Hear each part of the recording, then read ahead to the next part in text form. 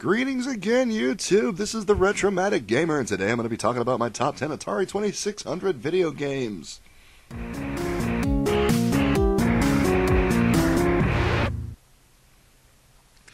Number 10 on my list is Missile Command. One of the first games I remember actually learning how to play. Not the first game I ever played, but I mean, when I was like 4 years old was the first time I ever put a video game controller in my hands, and it's a game that's going to show up later on the list that I remember playing for the first time. No, Missile Command, I remember being so frustrated about it. I was like 5 or 6 years old, maybe 7, trying to learn how to play. My father sat down with me and taught me some of the basic concepts of like military combat shooting, lead your target, shoot in front of where they're going to be, stuff like that. So I was able to get my performances down, and for some strange reason I've always connected with this game now. Anyway, I'm actually fairly decent at Missile Command when I stay in practice. To this day, I haven't forgotten the lessons my daddy taught me when I was a little kid. So, number 10, Missile Command. Number 9, Yars Revenge. Atari was known for a lot of weird space games and a lot of weird shooters. I mean, you know, with the simple graphics that the system had, there wasn't really a heck of a lot you can do. I know there's a big story behind the production of Yars Revenge that I can't recall at the moment. Excuse me. Needless to say, Yars Revenge is a very unique game. You know, it's the same 2 levels that just repeats over and over, going faster and faster until you can't handle it, you die. There's just something oddly fun and inspiring about Yars Revenge that I just can't just stay away from. So it's a classic Atari game, number 9, Yars Revenge. Number 8, Star Wars, The Empire Strikes Back.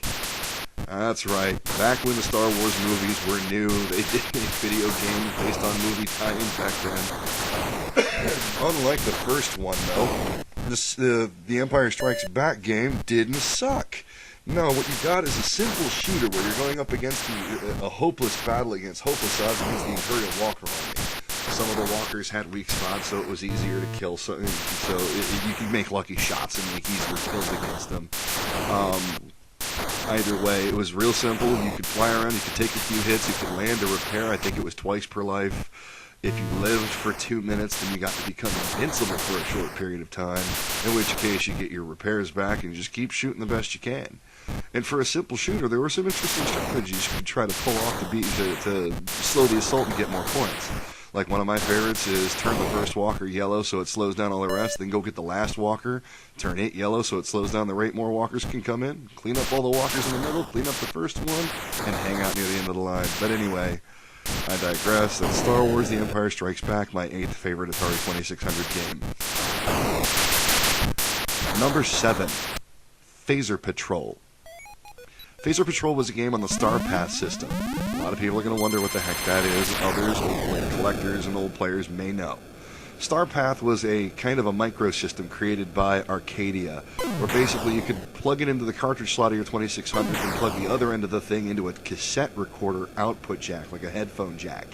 And you could load games in it through a cassette tape. So, you know, though it was easier to copy games, it was also cheaper for them to sell them on the open market.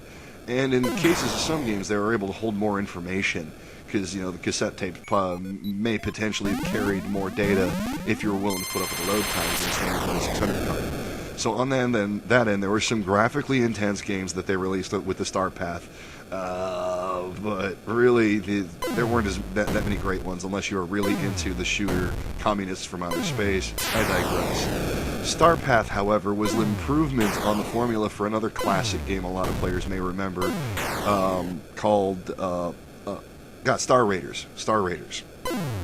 Basically, you can see that you're looking at from the view of your ship, firing into space. But unlike Star Raiders, it just seemed that the game was a little bit better paced, so that the combat was like possible. To this day, I still have a hard time with the fights in Star Raiders, just because they move so fast and it's so hopeless to be able to actually cause any damage. Whereas in Star Path, you've even got torpedoes that if you time your shots just right, they'll lock on and follow ships. There's a lot of things that can happen over the course of the game. You've got really good systems for keeping track on the output of your weapons and shields. You can take damage. You can go visit star bases, and unlike Star Raiders, where you have to have an accessory pad to be able to make all the controls for the ship work, with this game, all you have to do is use the switches on your 2600, like black and white to open up the shields, and the difficulty switches to open up your maps and whatnot. So it was fairly simple to control. I mean, it wasn't simple to control, but you didn't have to have the accessories necessary to play through it. Anyways, that's my number 7. I highly recommend anybody that hasn't tried it, which is probably a lot of people, actually give this one a shot. Starpath, Phaser Patrol. My number 6 favorite Atari 2600 game, Miss Pacman. Yep, many of Atari players will remember the fiasco that happened when the original Pacman came out. We were looking so forward to having a home version of Pacman, it was insane. And sadly, the one that was finally released in 1982 or 83, whichever, was extremely lackluster. Now, there was already beginning to be an issue with third-party publishers putting out cheap, low-quality arcade, Atari 2600 games. Just trying to cash in on the craze that would be the home video game phenomenon. And a lot of these low-quality ports were starting to lead to a problem with consumer mistrust. We all know the story behind the crash of 1983 and the infamous story of the horrible game that, believe it or not, I actually like, but isn't on the list, fortunately, E.T. More ETs were produced than Atari 2600 consoles existed, and the game was returned to stores in mass because consumers just couldn't figure it out and didn't like it and whatever. That may have been that is the game that's commonly credited as the coffin nail to the big game crash, but unfortunately, the one that really started it was Pac-Man. But when Atari finally released Miss Pac-Man, they finally got their shit straight and released a quality version of the arcade gobblers that everyone was looking forward to when the first Pac-Man came out. And honestly, it is a game that is 100% worthwhile as far as graphics and sound quality. It really shows out what the Atari 2600 could do. So again, my number 6 game, Miss Pac-Man. And by the way, I really suck at Miss Pac-Man. Number 5, Dig Dug. I can't even tell you half the reasons I actually like Dig Dug because to this day I can't quantify it. It seems like a simple enough game, You dig through a maze. You build your own maze, and that's what they called it back in the day, the make your own maze game. But, if you were to simply eliminate that the dirt exists as a kind of continuous obstacle, you'd think that it's the formula for a game that's going to suck crap. But honestly, any Minecraft player knows that just doesn't work out that way. When you give the players the creativity to go and mind you, this is from a period in which being able to handle a map as you're choosing, was just something that doesn't necessarily exist when you've got all these maze games like Pac-Man coming out. So Dig Dug was another fine example of a good arcade game on the Atari 2600 that was well translated and really pushed the systems to show you what the thing was capable of. So, anyhow, it was colorful, it was bright, the graphics were really good given the 4-bit limitations of the system, and I still can't tell you why I like it so much, but I do. In my childhood, it was my favorite video game. So, number 5, Dig Dug. Number 4 favorite Atari 2600 game, Phoenix. A lot of people are going to swear by Space Invaders. Some will swear by Galaga or Galaxian. Me, I'm a Phoenix guy. Not to say I don't love Galaxian and Galaga. Honestly, the 2600 game versions were no. And though Space Invaders may have been the game that started it all for a lot of people and for a lot of video game systems, honestly, I think personally, I like the appeal of Phoenix graphically as well as through the variety that's possible over all of those retro-style shooters. Galaga and Galaxian, they were good. Missile Command was the first, but Phoenix none of those games really had like a boss. Look at the various possibilities, You got the little birds you shoot in the beginning, you got the bigger ones you can shoot their wings off, and if you don't really aim your shots well, you could play that second round all day long. And then you've got the big boss, which, when you're young and looking at early video games that didn't have that sort of thing, that thing was fear-inspiring. It filled the screen. So, honestly, just because it has more variety and slightly more stuff to do than all the shooters. One of my favorite shooters to this day is Phoenix, and it happens to be on the Atari 2600. So, number 4, Phoenix. Number 3, a classic that many people will remember, Warlords. That's right, this game was able to play with up to 4 players. There weren't a lot of games that could do that. Thanks to the paddle controllers, each splitting into the system 2-on-2, Warlords can handle up to 4 players, and my god, was this fearsome. Fast and fierce. I mean, if you like Breakout and Pong, well, this game's got nothing on Pong. I'm not disrespecting Pong.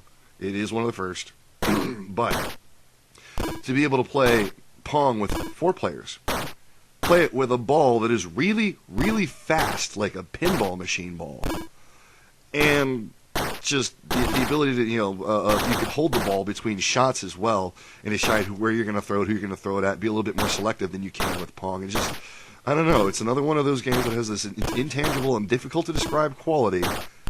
It's just a lot of fun.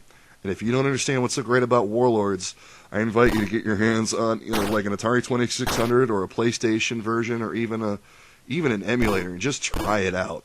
Play it, and then when you've gotten bored of playing it single player against the computer, get some of your friends over and then really play Warlords. My number 3 favorite Atari 2600 game. Number 2, River Raid. Yep, Activision made some of the best games on the 2600, if not the best games on the 2600, to a point that I believe Atari tried to sue them several times in the very beginning when they were originally started publishing.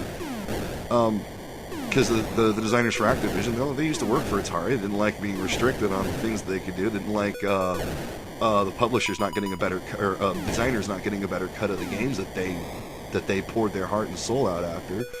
Anyways, River Raid is one of the best, one of the first top-down scrolling shooters that, to this day is a very heavily, a heavily condensed genre. I mean, you can hardly go onto the app stores for either, iPhone or Android and not see a ton of current copies of stuff like that, Zaxxon and Xevious and, well, River Raid. River Raid was a relatively simple shooter, but it was fast. It was dangerous because, well, you can't hit the walls, you can't hit the enemies, and you got to do your best to not only kill enemies, but keep fueled up, don't run out of fuel. So it does require some planning, great reflexes, the ability to plan and stretch your fuel out, and it was just a simple, fast, and fun shooter, and what more can you ask for on 2600? So, number 2, River Raid. And my number 1 favorite Atari 2600 game in the next video. Next time on Dragon Ball Z. Tune in. I'm going to do a full playthrough on what is my favorite Atari 2600 game in the next video. So if you like what I've talked about here, give me a thumbs up, subscribe, whatever have you. I appreciate having you watch my video. So head over to the next video. There should be I'm going to leave an annotation up so it's easy to find. And you'll get to see what my favorite video game of the Atari 2600 era was and watch me play through it. That should be a hint as to what game it was already. Thank you very much, folks.